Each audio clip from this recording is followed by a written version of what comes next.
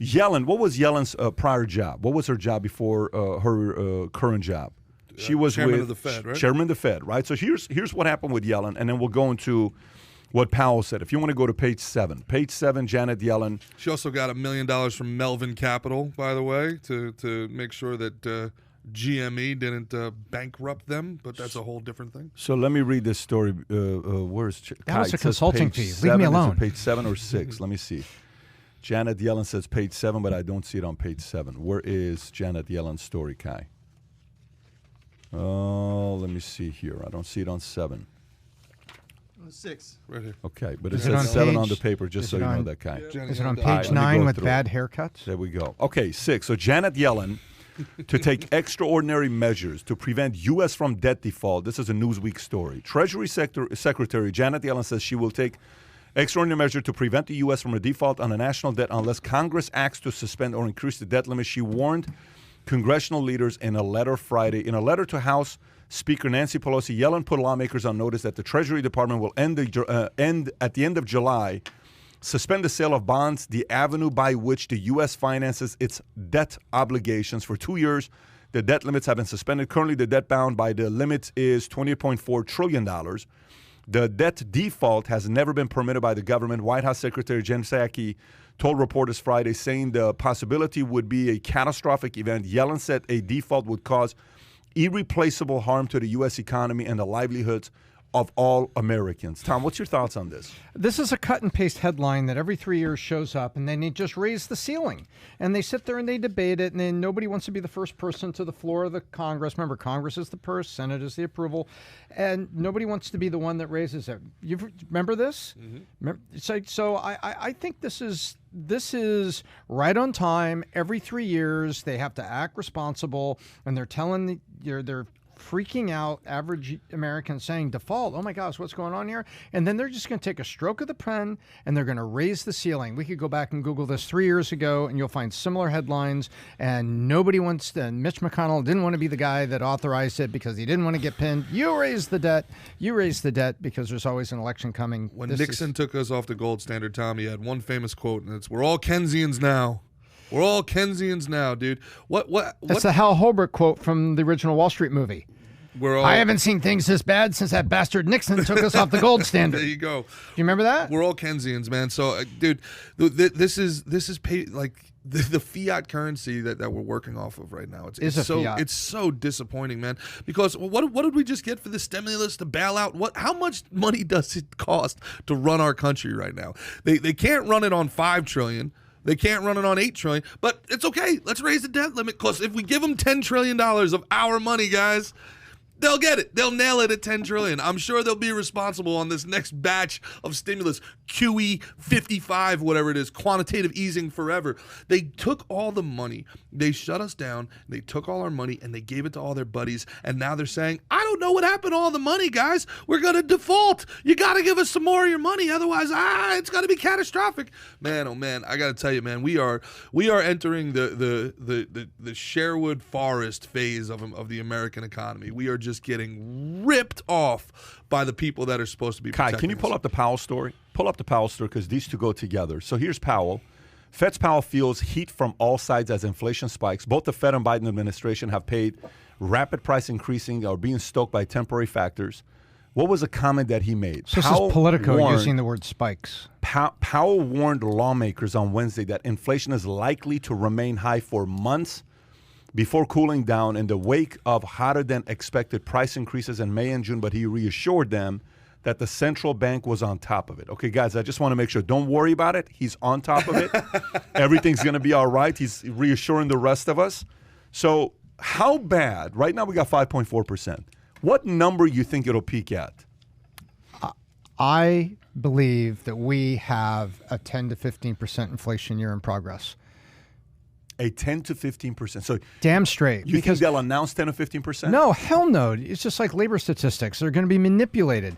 But I believe it's there. You can't find me anybody with common sense. And you know what? I don't care what level of education you have.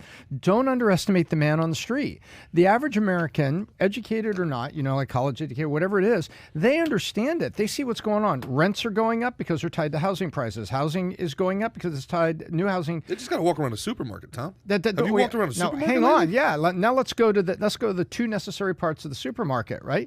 Let's go back to produce and let's go back to dairy. So look at a gallon of milk and go look at what's happening there. I'm shocked that, you know, the news media and politicians, and that was Politico that actually used the word spike with inflation in a headline. You know how careful they've been on headlines all year? They're starting to see it. I think the average person on the street, and good grief, American Airlines and Delta send you emails saying, hey, there's a fuel shortage. Shortage means prices go up. And we paid a little bit more on the PHP office renovation. These are just examples that we can talk about around at the table. You go down to Starbucks and you conduct a survey with the man on the street. You know what you're going to have? You're going to have people that tell you, oh, when I just went to buy a car, I can't even get a car. Oh, the lease was going to be this is going to be this. The average American is seeing it and feeling it, even though the headlines have been trying to make sure that Americans don't get too freaked out about it. We have a lot I think we're at 10 to 15% right effing now. Pat, we have a lot of like younger viewers that are just getting started, right? So how would you explain inflation to them? How would you explain inflation to the 18, 19, 20-year-old kid? How would you explain it to them in a way that they can tangibly, you know, understand what's going on without it coming off as some like esoteric, scary, you know, economic term? All right, like there's a guy, he's just starting his career, wants to be an entrepreneur, he's getting into sales. You're talking about high school? What age kids you talking about? Well, let's say the bottom age of the valuetainment demographic, the people that are just getting into starting to dip their toes in politics, economics. They're starting to think about these things. They're starting to be curious about the world at large. How would you explain inflation? We talk about it a lot, but I don't really think people understand the gravity of the situation. How would you explain inflation to them? You know, it's very interesting. My youngest, Brooker, who every now and then is on the case studies. Awesome girl. Yep. Thank you very much. So she's going into 5th grade. And I gave her a simple example like this. I said, you know that soda machine that I hate that's at your school? And now it's got 20-ounce sodas in there, all that caffeine and sugar. Yeah. What if you walk by it one day, it's $1. The next day you walk by, it's $1.25. Right? What is your allowance per week? She says, well, $10, but I have to do this and this and this and this. I said, that's right. And what if I just tell you that I'm only going to keep paying you $10? Mm-hmm. Yet you walk by the soda machine, now it's $7, it's $1.25. Brooke, that's inflation. Yep. What I pay you per week, now take a look at everything. Think of it as gas we put in the car, all these things. That's inflation, Brooke. Those prices go up, and yet you still make $10 a week, your little allowance. But she has to do things. I don't just hand it out. And now we're entering, you know. So there's the basic. A lot of libertarians are starting to throw the term death spiral out, where we're entering a situation where the federal government is advocating for higher taxes, wages are stagnant, and you have inflation. And they're pumping dollars in that the American consumer immediately spends and sends straight to the bottom line. People say, how's the stock market up? The economy is so bad. Because we pumped a bunch of money into the consumer's pocket. Mm-hmm. They spend it on things, and it lands on the bottom line, and it's supporting the stock market. There's actually somebody here who lived through inflation, right? Vanessa, you were in Venezuela, right? Yeah, it's not fun. Runaway inflation. What was it like? What year were you there? I left on 2012. So that was before Chavez. Chavez was still alive, but my mom was like, I feel like she sensed it somehow, and she's like, you're out of here. And then a few years later, it went downhill. Yeah, but so it was already happening, the inflation. That's when it started, and then it got really bad. Yeah. And then they had to turn off electricity sometimes and things, turn off water. And then Chavez got sick, and then he died, right? Yes, correct. But so this was at the beginning of it. Your mom saw it coming and got you out. Yes. This was, you know, so people that don't understand, the price of bread was, just to use American terms, it was like $1, and the next day was $2. A week later, it was $10, and then it was $1,000 a month later. Like a bread could be like $1 million now. For a loaf of bread? Yeah. Wait, what'd you say? A loaf of bread, compared to dollars, currency can be $1 million. A loaf of bread is $1 million in Venezuela. Yeah.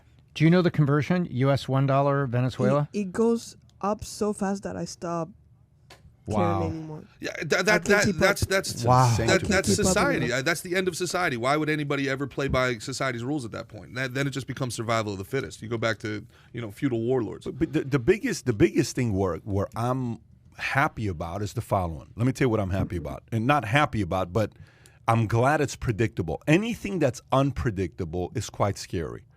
Things that are predictable, to me, you actually pulled it up? I don't even know what number that is. Dear God. Oh my God, $398 billion to buy. Yeah, that's why It's I can't keep up anymore. $400 billion is $1. Yeah, that's Bolivars. what I'm saying. 400 million bolivar to one. And any of us in the United States, you remember when the peso was crazy? 400 billion. You would take $10 in the United States and you would go down to Tijuana and you were given like 200,000 pesos, remember? And gum was like 50,000. But let me say this. Let me say this part. The part that gives me confidence, the following. If I do something wrong, there should be repercussions to it. So the best thing is that inflation is happening for the American people to realize the next time you say yes to just printing money for the hell of it, know that this is the consequences. You just have to know. If you say yes to this, this is what's coming. So maybe a temporary, relief or whatever maybe, but you have to face this year right now with the inflation that, and by the way, you know who inflation benefits? Who wins from inflation? The poor, the middle class, or the rich? Who wins from inflation? The wealthy. The rich all The day rich long. always win. And by the way, who causes inflation? The wealthy. Who causes inflation? The government responding to the policies that the rich want. Yeah, so it's the government. Well, actually, they don't always want it, but the government causes inflation. So you said the rich, the wealthy cause inflation, or the government causes inflation? I don't think that there's a distinction between the two anymore. So you think the rich are the government? I think that I call it the Ivy League cabal. There's a very, very clear, to me, a very clear group of particularly Ivy League educated people who they all come from the same schools. They all go into the same groups, and they want a global government and they want a global economy. I don't think anything that's happening right now has caught any of these people by surprise. So if you enjoyed this little short segment from the podcast that we did, here's another short segment to watch. Or if you want to see the entire podcast, click over here. Take care, everybody. Bye-bye.